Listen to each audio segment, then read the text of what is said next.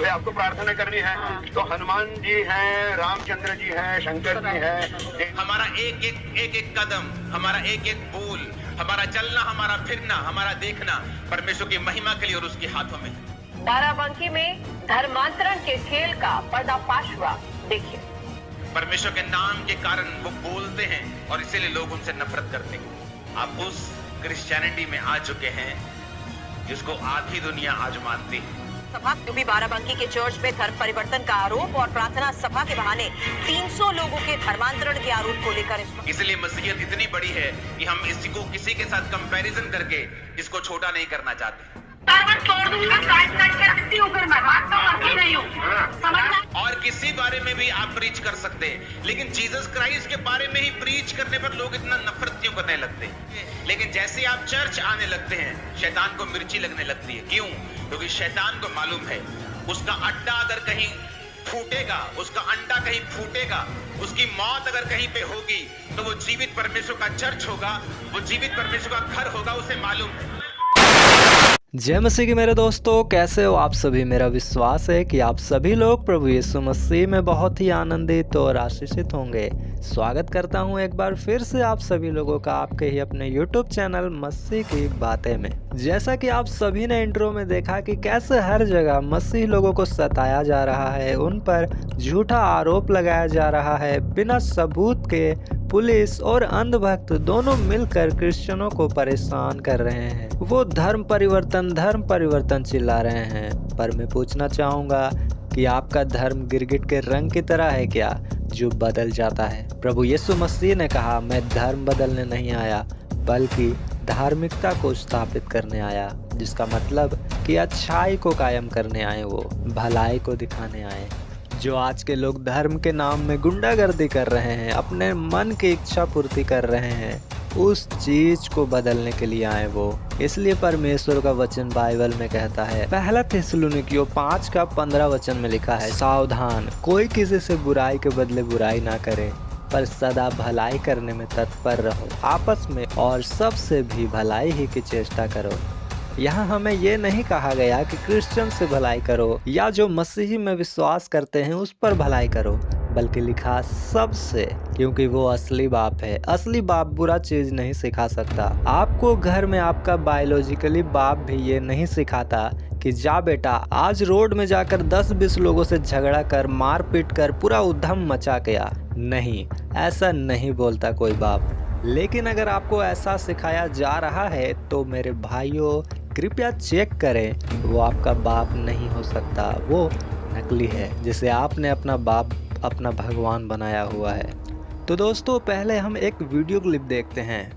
आप सब लोग हिंदू अगर हैं तो हनुमान जी आराम से पूजिए, शंकर जी को पूजिए, सबको पूजिए। अपन ये जानना चाहते हैं कि भाई आपको प्रार्थना करनी है तो हनुमान जी हैं, रामचंद्र जी हैं, शंकर जी हैं, देवी माता है, इतने सब देवी देवता को छोड़ करके और प्रभु यीशु जो विदेश में पैदा हुआ उसकी पूजा क्यों कर रहे हो? आस्था माने हनुमान जी के ऊपर से आस्था क्यों उठ गई? क्या उसने बिगाड़ा आपका? शंकर जी ने क्या आपका बिगाड़ा? तो ये जो अपनी आस्था बदलना माने ये गड़बड़ है, इसमें विदेशियों का षड्यंत्र है।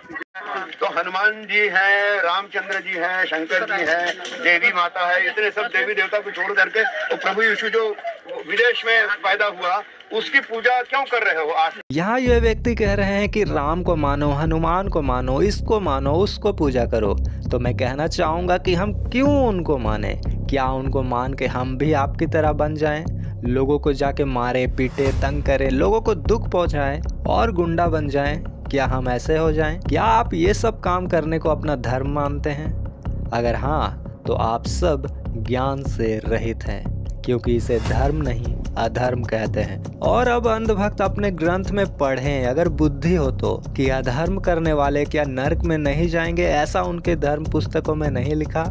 लोग कहते हैं कोई धर्म नहीं होता सिवाय मानवता के, इसलिए इंसान बनो, कोई धर्म और जात के लोग ना बनो। तो मैं बता दूं कि एक ही परमेश्वर है जो आपको इंसान बना सकता है, वो है हमारा प्रभु यीशु मसीह। जब आप बाइबल में पढ़ोगे तो वहीं लिखा है कि शत्रुओं से प्रेम करो, वहीं लिखा है कि तुम्हारे पास कुछ है तो दूसरे को दो जिसके पास नहीं है। उस बाइबल में ही लिखा है कि बुराई के बदले बुराई मत करो। और उसी बाइबल में लिखा है कि एक गाल में कोई मारे तो दूसरा भी फेर दो।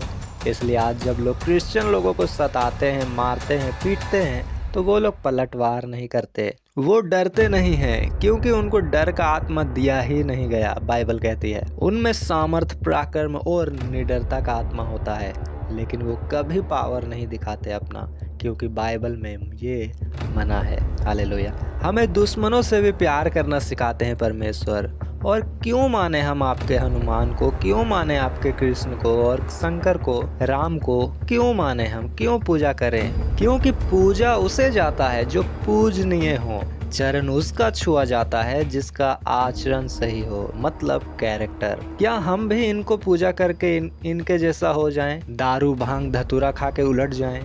क्या पहाड़ उठाते फिरें या फिर लड़कियों को छेड़ने वाले बन जाएं? क्या जाकर तालाब में हम भी नहाती हुई लड़कियों के कपड़े चुरा लें?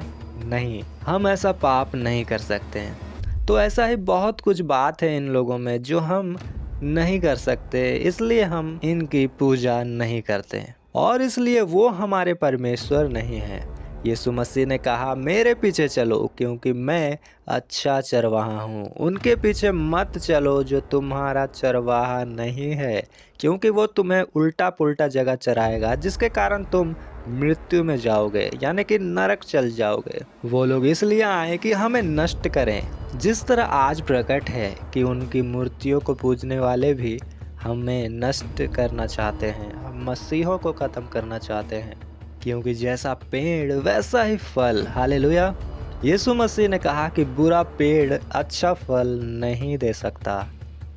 शैतान को आज क्यों दिक्कत हो रही है, क्यों इतना विरोध करवा रहा है वो सत्य के प्रचार का?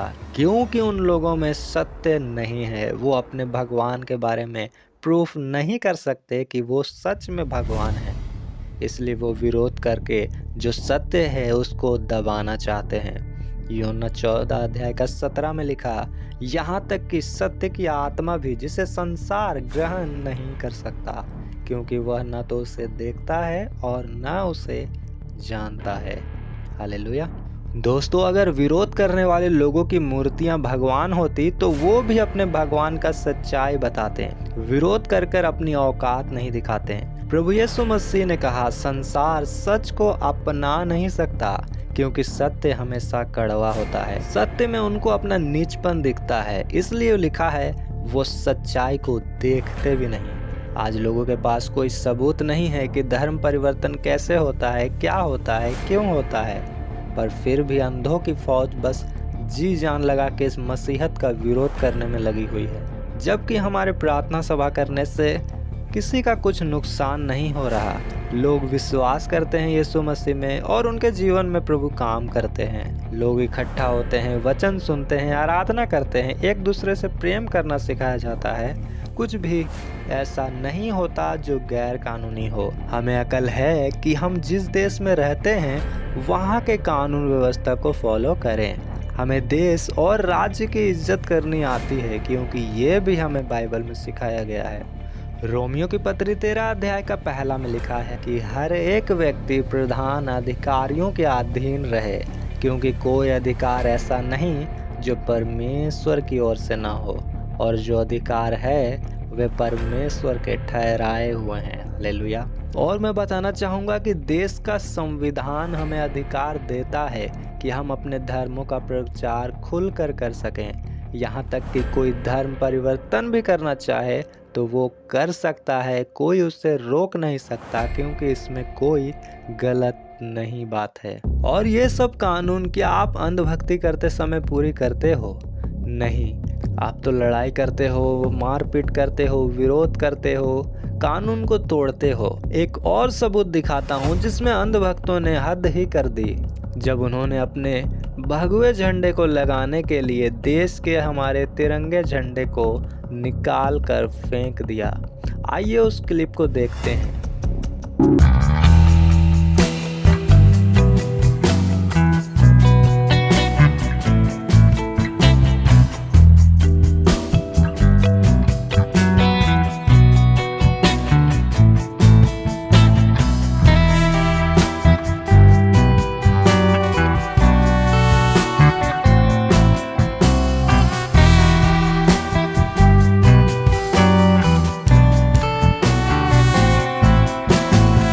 कि हिंदू ने किस तरह देश के झंडे का यानी हमारे भारत देश का अपमान किया।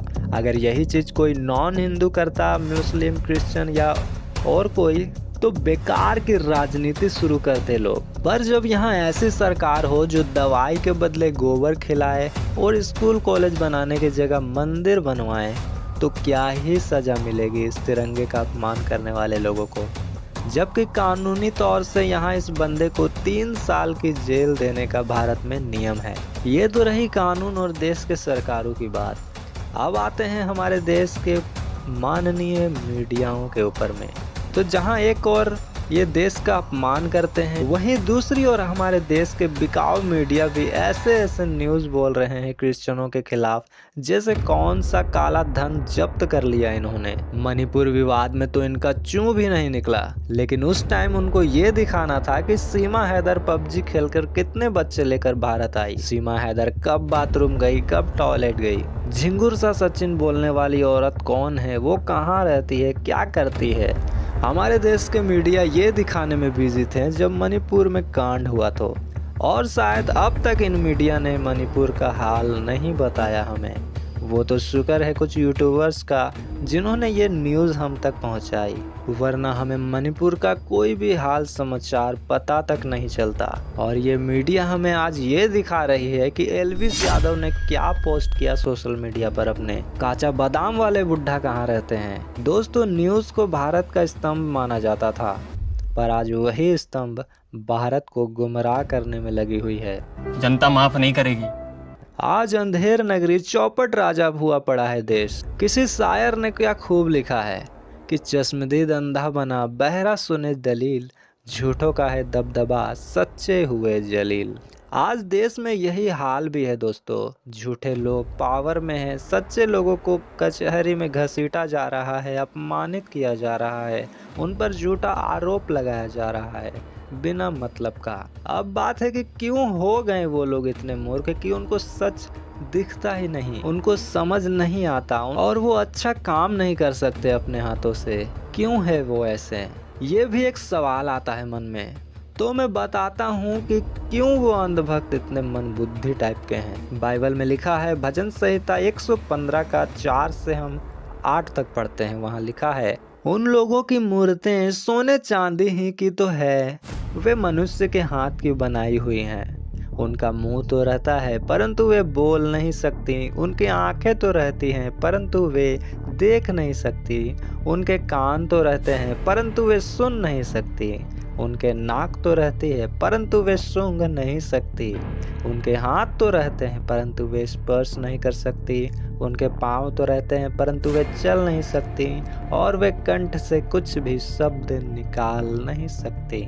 लास्ट में लिखा है मेरे दोस्तों 8वां वचन में कि जैसी वे हैं वैसे ही उनके बनाने वाले हैं, और उन पर भरोसा रखने वाले भी वैसे ही हो जाएंगे। हालेलुया। ये इम्पोर्टेंट बात याद रखिएगा कि लिखा जैसी मूर्ति होती है उनकी, वैसा ही उनको पूजने वाले भी हो जाएंगे। अब आप लोग खुद जानते हैं कि क्या मूर्ति देख सकती है? नहीं, इसलिए उनको चाहने वाले भी सत्य को नहीं देख सकते हैं। क्या मूर्ति में बुद्धि होती है? नहीं, इसलिए उनके मानने वालों में भी ये समझ नहीं होती कि वो क्यों बुराइयां करते हैं, क्यों क्रिश्चियनों को अपमानित करते हैं, उनके साथ बुरा व्यवहार करते हैं, क्यों ये गलत काम करते हैं, इनका मतलब क्या बनता है। ये सब उनको समझ नहीं है।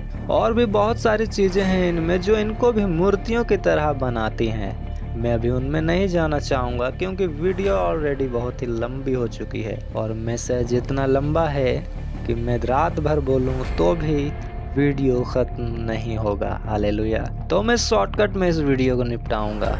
तो यहाँ इनकी हरकतों से ये वचन पूरा होता है कि जैसी वे हैं वैसे ही उनके बनाने वाले हैं, और उन पर भरोसा रखने वाले भी वैसे ही हो जाएंगे। हालेलुया।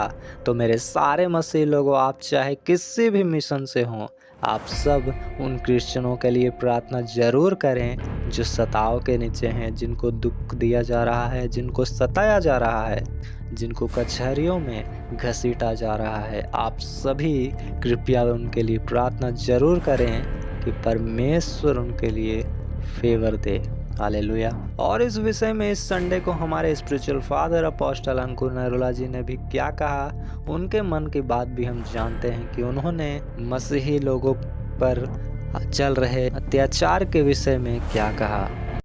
अपने हाथों को उठाकर अगले 5 मिनट जहां जहां भी खुदावंद के नाम के मसीह लोग हैं उनके लिए प्रार्थना करेंगे। अपने हाथों को उठाओ, इसके रूप में देखें, रिलीजन धर्म के रूप में देखें तो धरती पे ऐसा कोई धर्म नहीं है जिसमें क्रिश्चियनिटी जितनी शहादतें हों।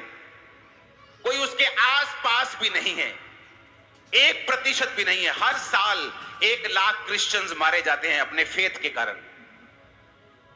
कोई आकर बता दे कि मेरे धर्म में 1 लाख लोग मरते हैं हर साल विश्वास के कारण, कोई नहीं बता सकता। इसलिए मसीहत इतनी बड़ी है कि हम इसी को किसी के साथ कंपैरिजन करके इसको छोटा नहीं करना चाहते, क्योंकि ये बड़े से भी बड़ा है, कहीं अधिक आगे है। और किसी बारे में भी आप प्रीच कर सकते हैं, लेकिन जीसस क्राइस्ट के बारे में ही प्रीच करने पर लोग इतना नफरत क्यों करने लगते हैं? आप चर्च में आने से पहले 10 जगह गए होंगे, गए कि नहीं गए? कोई आपसे नहीं पूछता कि आप वहां क्यों गए, तुम वहां क्यों गए, तुम उधर क्यों गए। लेकिन जैसे आप चर्च आने लगते हैं शैतान को मिर्ची लगने लगती है। क्यों? क्योंकि शैतान को मालूम है उसका अड्डा अगर कहीं फूटेगा, उसका अंडा कहीं फूटेगा, उसकी मौत अगर कहीं पे होगी तो वो जीवित परमेश्वर का चर्च होगा, वो जीवित परमेश्वर का घर होगा, उसे मालूम है। आप लाख कहीं चले जाएं, लोग आपको कुछ नहीं कहेंगे। लेकिन ऐसा क्या है चर्च में? जबकि चर्च में नशे छुड़ाए जाते हैं, जबकि चर्च में नफरत से आपको हटाया जाता है। चर्च में अगर कोई पापी भी आ जाए, शराब पी के भी आ जाए, तंबाकू लेके भी आ जाए, तो उससे प्यार किया जाता है, नफरत नहीं की जाती, उसको मारा पीटा नहीं जाता। लेकिन फिर भी लोग क्रिश्चियनिटी के खिलाफ क्यों हैं? फिर भी लोग परमेश्वर के खिलाफ क्यों हैं? क्योंकि शैतान नहीं चाहता कि लोग सच्चाई को जाने। क्योंकि वचन कहता है कि जब तुम सच्चाई को जान जाओगे तो सच्चाई तुम्हें आजाद करेगी। हम परमेश्वर के हाथों में हैं। आमीन। हम परमेश्वर के हाथों, हमारा एक कदम, हमारा एक बोल, हमारा चलना, हमारा फिरना, हमारा देखना परमेश्वर की महिमा के लिए और उसके हाथों में है। जो सताव का सामना करते हैं परमेश्वर के नाम के कारण, वो बोलते हैं और इसीलिए लोग उनसे नफरत करते हैं। आप उस क्रिश्चियनिटी में आ चुके हैं जिसको आधी दुनिया आज मानती है, जिसको 400 करोड़ लोग आज मानते हैं।